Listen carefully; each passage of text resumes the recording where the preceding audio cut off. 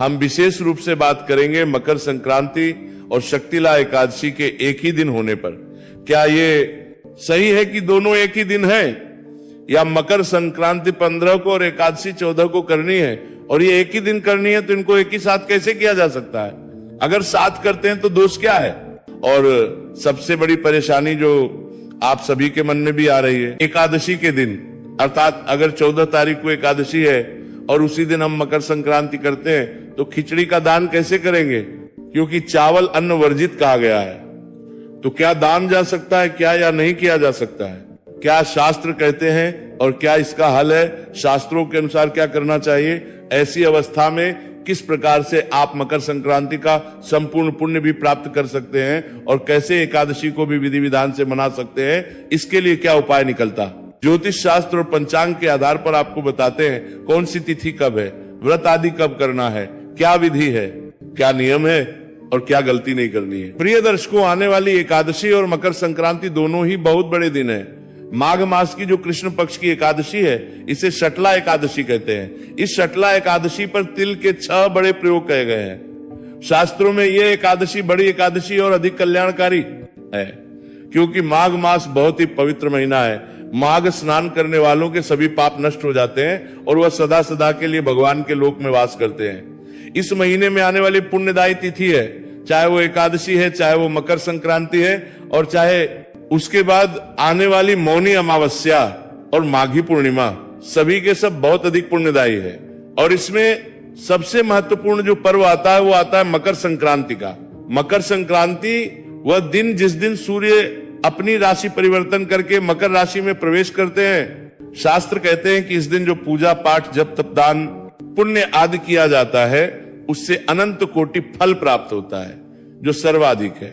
यूं तो सभी संक्रांतियां महत्वपूर्ण होती है प्रिय दर्शकों, लेकिन जो मकर संक्रांति पर दान पुण्य पूजा पाठ होता है, उससे अनंत कोटि पुण्य की प्राप्ति होती है, ऐसा पद्म पुराण में आता है। इसीलिए ये दिन सबसे महत्वपूर्ण होता है। पूरे भारतवर्ष में इसे भिन्न भिन्न नामों से जाना जाता है। कहीं इसे खिचड़ी के नाम से जानते हैं, कहीं उत्तरायण के नाम से जानते हैं, कहीं मकर संक्रांति के नाम से जानते हैं, परंतु दिन वही है। जिस दिन सूर्य का राशि परिवर्तन होगा और मकर में प्रवेश होगा, संक्रांति का अर्थ ही ये होता है, प्रवेश करना। तो जिस दिन सूर्य भगवान प्रवेश करते हैं मकर संक्रांति, मकर राशि में, उस दिन को हम मकर कहते हैं। मकर राशि में प्रवेश करने वाला दिन, तो ये दिन तो बड़े महत्वपूर्ण है। परंतु इस बार का सबसे बड़ा प्रश्न जो है, जो सबके मन में है, वो ये कि 14 तारीख को ही शटतिला एकादशी है और 14 तारीख को ही मकर संक्रांति कही जा रही है। तो अब प्रश्न ये उठता है कि दोनों को साथ साथ किया कैसे जाए। अब आप कहेंगे पंडित जी इसमें क्या दोष है, दोनों को मना लीजिए। भाई, आप में से जो विद्वान जन है, आप सभी जानते हैं कि जो मकर का त्योहार है ना, ये कभी भी बिना खिचड़ी के नहीं मनाया जा सकता। इसमें खिचड़ी दान देने का बड़ा महत्व है। और खिचड़ी बनती है चावल से, चावल और मूंग की दाल, इनको मिल के खिचड़ी बनती है और इसके दान का संक्रांति पे विशेष महत्व है। वहीं कुछ प्रांतों में तो खिचड़ी खाने की भी परंपरा है, इस दिन खिचड़ी खाई जाती है, और कुछ प्रांतों में दही खाने की भी परंपरा है। अब दशी की बात करें तो एकादशी पर चावल और खिचड़ी दोनों का ही सेवन वर्जित कहा गया है, अर्थात प्रयोग नहीं किया जा सकता, खा नहीं सकते। तो अब शास्त्रों में क्या ऐसी अवस्था के लिए कहा गया है, कैसे हमें निर्णय करना चाहिए? क्योंकि मैं ये मानता हूं कि हमारा जो चैनल है ये लगभग 100 से अधिक देशों में देखा जाता है और कुछ प्रदेशों में बहुत अधिक देखा जाता है। तो हमें निर्णय के अनुसार करना होता है, जिसमें कि सभी समाज का भला हो, जो शास्त्र सम्मत भी हो, अर्थात जो शास्त्रों के विरुद्ध भी ना हो और सबके लिए हितकारी भी हो, सबके लिए हितकर भी हो, जिसमें किसी का अहित भी ना हो। तो उसी के अनुसार आपको इसका समाधान देते हैं। प्रिय दर्शकों, सबसे पहले तो शटतिला एकादशी की मैं बात करूं तो शटतिला एकादशी जो है ना, वो तिथि आरंभ हो रही है 13 तारीख को, 13 जनवरी को। 13 जनवरी जिस दिन उत्तर भारत में पंजाब आदि प्रांतों में प्रमुख रूप से लोहड़ी का त्योहार मनाया जाता है। तो एकादशी की शुरुआत हो रही है 13 तारीख को शाम को 3:17 पर, और ये एकादशी तिथि समाप्त होगी 14 तारीख को शाम को 5:52 पर। इस प्रकार से सूर्य के मुख से एकादशी तिथि मिल रही है हमें 14 तारीख को, और क्योंकि 13 तारीख को शाम को आ रही है, एकादशी तो सूर्य का उदय दशमी तिथि में है, इसीलिए 13 तारीख को तो प्रश्न ही नहीं उठता एकादशी रखने का। 14 तारीख को सूर्य के मुख से एकादशी है और सायंकाल को द्वादशी आ रही है। तो ऐसी अवस्था में सबसे उत्तम है कि 14 तारीख को ही एकादशी मनाई जाए। 14 तारीख को ही एकादशी का व्रत किया जाना चाहिए और पंचांग में भी 14 तारीख को ही एकादशी का व्रत लगाया गया है। परंतु प्रिय दर्शकों, इसी दिन 14 तारीख को ही मकर संक्रांति का योग भी बन रहा है। तो विषय पर हम सबसे बड़ी चर्चा कर रहे हैं, उसी पर अब हम मूल बिंदु पर आते हैं कि इस दिन मकर संक्रांति है 14 तारीख को या नहीं है। तारीख को प्रिय दर्शकों मूल बिंदु पर आते हैं, इस पर हम एक बार चर्चा करते हैं, गहरी चर्चा करते हैं।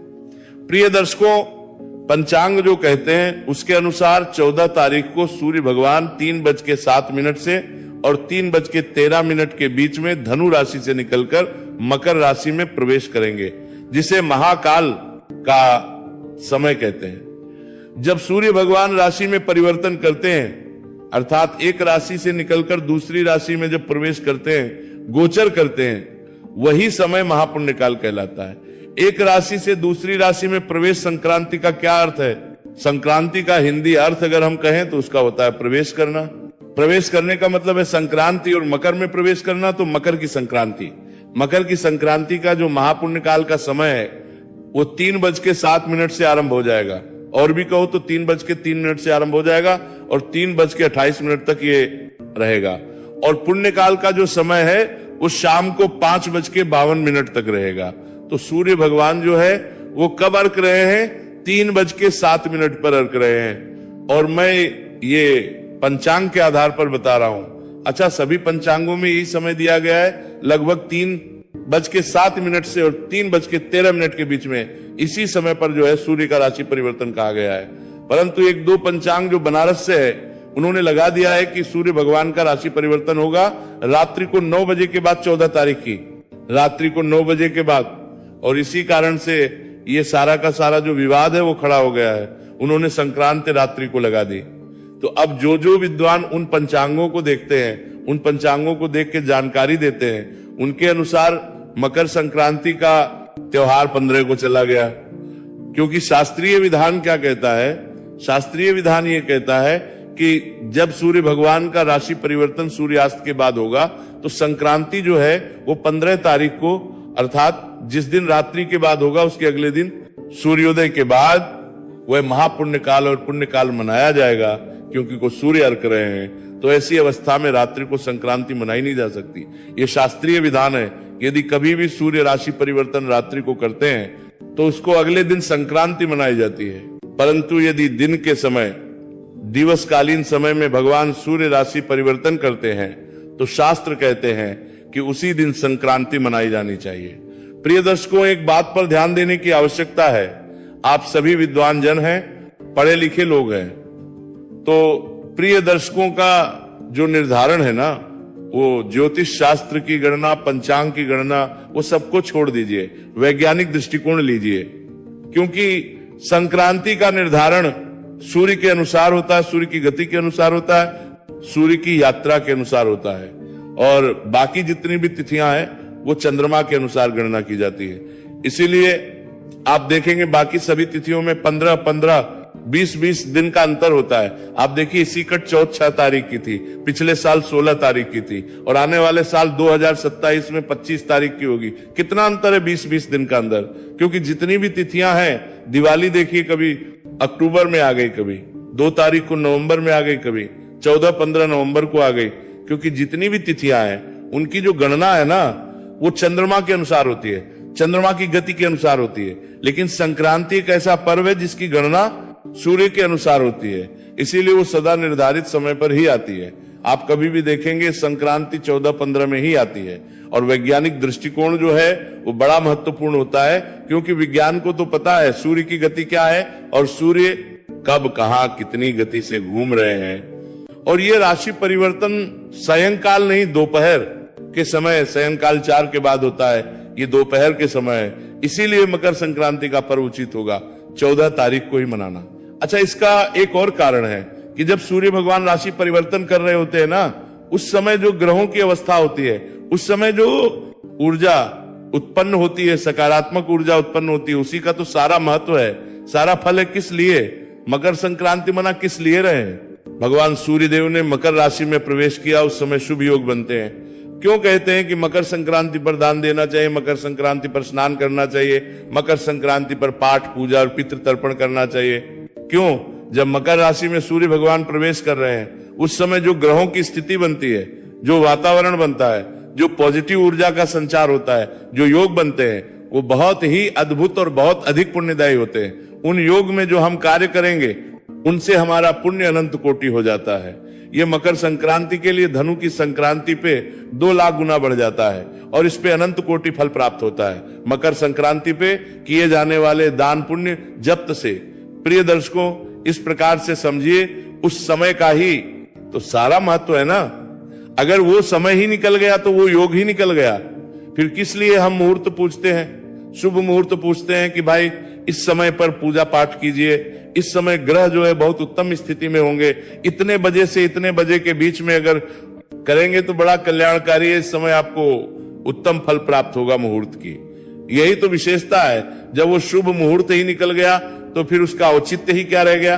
प्रिय दर्शकों, हाँ को यदि सूर्य का गोचर होता मकर में तो फिर संभावना थी कि 15 को की जाती, लेकिन मैं यही कहूंगा कि मकर संक्रांति 14 को है और 14 को ही की जानी चाहिए, क्योंकि समय की, योग की और मुहूर्त की कीमत होती है, वैल्यू होती है, विशेषता होती है। ये जो दिन है वो उस घड़ी के कारण है, जो घड़ी भगवान सूर्य के मकर राशि में प्रवेश करने से उत्पन्न हुई है। इसीलिए उस शुभ समय को के और हम कहें अगले दिन कीजिए, पुण्य काल, ये बिल्कुल भी उचित नहीं होगा। इसीलिए मकर संक्रांति हमारी सहमति से 14 तारीख को ही की जानी चाहिए। मैंने और भी बहुत सारे जो आचार्य हैं, हमारे मित्र भी हैं, बहुत सारे जो आज प्रमुख संस्थानों में हैं, उनके साथ भी वार्तालाप की विचार विमर्श भी किया और सभी का निष्कर्ष इसी पे पहुंचा कि हाँ, मकर संक्रांति तो 14 को ही की जानी उत्तम रहेगी। सूर्य के मकर राशि में प्रवेश करने से पहले ही स्नान कर लेना चाहिए। तो स्नान के लिए सुबह का समय उत्तम है, 9:03 से जो है शुभ समय है। मकर संक्रांति के पवित्र स्नान का जो गंगा जी जा रहे हैं या जो तीर्थ प्रयागराज में स्नान करना चाहते हैं, अन्य नदियों में स्नान करना चाहते हैं, समय में कीजिए। पूरा दिन जो है वो बहुत ही उत्तम मुहूर्त के साथ होता है।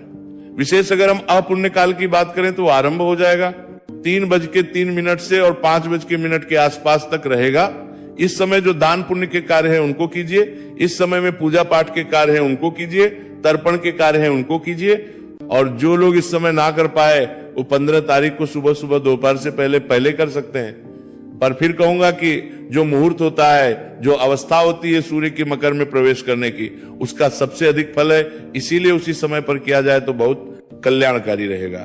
क्या करने हैं, कैसे करने हैं, वो मैंने आपको अलग से वीडियो में जानकारी दी है, उसमें अवश्य ही देख लीजिएगा और उसका लाभ लीजिएगा। षटतिला एकादशी भी 14 तारीख को ही की जाएगी और मकर संक्रांति भी 14 को ही की जाएगी। अब प्रश्न उठता है कि षटतिला एकादशी के दिन किस प्रकार से हम खिचड़ी का दान करेंगे या खिचड़ी का भोग करेंगे। प्रिय दर्शकों, मकर संक्रांति पर खिचड़ी केवल एक वस्तु है जिसके दान के लिए कहा गया है। इसके अतिरिक्त भी बहुत सारी वस्तुएं हैं। मैं कहूं आपको कि केवल खिचड़ी के दान से ही मकर संक्रांति का पर्व नहीं मनाया जा सकता। हाँ, कुछ प्रांत ऐसे हैं, चाहे वो यूपी के हैं, बिहार के हैं, वहां खिचड़ी का बड़ा अधिक महत्व है। पर मैं आप सभी को यही कहूंगा कि खिचड़ी दान आप 14 को ना करके 15 को कीजिएगा, उसका लाभ 15 को लीजिएगा। लेकिन जो मकर संक्रांति के अन्य अहपर्व है, चाहे वो स्नान का है, चाहे वो दान का है, अन्य वस्तुएं दान, आप कंबल दान दीजिए, गर्म वस्त्र दान दीजिए, जूते दान दीजिए, फल दान दीजिए, जल दान दीजिए। ये अन्य जितने भी वस्तुएं हैं दान देने की, जो नियम उठाए जाते हैं, 14 वस्तुएं दान देने का नियम है, वो 14 वस्तुएं दान दीजिए। जितने भी दान देने हैं वो सब आप 14 तारीख को ही करें। आप खिचड़ी का दान यदि आपने करना है तो 15 तारीख की सुबह कर सकते हैं, उसका भी आपको डबल लाभ होगा, क्योंकि द्वादशी है और द्वादशी को खिचड़ी अन्न आदि का भोग नारायण को बड़ा प्रिय है, और इस दिन का जो दान है वो आपके लाभ को और अधिक बढ़ा देगा। परंतु केवल एक खिचड़ी के दान के कारण आप त्योहार की तिथि को ना बदलिए, क्योंकि महत्व जो है उस त्योहार का वो मकर राशि में सूर्य के प्रवेश करने से है। वह घड़ी वह योग दोबारा नहीं आता। उस घड़ी और उस योग का लाभ लीजिए। पितृ कर्म अवश्य कीजिएगा, पितरों को तर्पण कीजिएगा, पितरों को जल दीजिएगा, पितृ के निमित्त दान कीजिएगा। जितना दान देंगे उतना कल्याण होगा। इस दिन पर जो दान का महत्व है और इससे जो पुण्य प्राप्त होता है, बाकी किसी तिथि से उतना नहीं हो सकता और वो अक्षय होता है। प्रिय दर्शकों, शास्त्र कहते हैं कि जब आप संक्रांति पर दान देते हैं तो वह अनंत कोटि फल देता है और अक्षय फल देता है। ऐसा वर्णन पद्म पुराण में मिलता है। मैंने पुराण के अनुसार जानकारी देते हुए 1-2 वीडियो अलग से बना रखे हैं, उनको अवश्य देख लीजिएगा। और कौन कौन से नियम हैं जो संक्रांति से आप उठा सकते हैं, उनकी जानकारी भी मैंने आपको दी है। उन नियमों को भी आप 14 तारीख से ही उठाएं, बड़ा उत्तम रहेगा। हरे कृष्ण। श्री प्रेमानंद जी महाराज के सभी भक्तों को राधे राधे। तो भक्तजनों, कैसा लगा आपको आज का महाराज जी का सत्संग? प्लीज कमेंट्स कर जरूर बताएं और इस सत्संग को लाइक जरूर कर दीजिए। आगे के ऐसे ही और भी सत्संग को देखने के लिए ज्ञान मार्गी शाखा चैनल को सब्सक्राइब करना बिल्कुल भी मत भूलिएगा। तो जल्दी लेकर आते हैं श्री महाराज जी के और भी सत्संग। तब तक के लिए जय श्री कृष्णा, जय श्री राधे।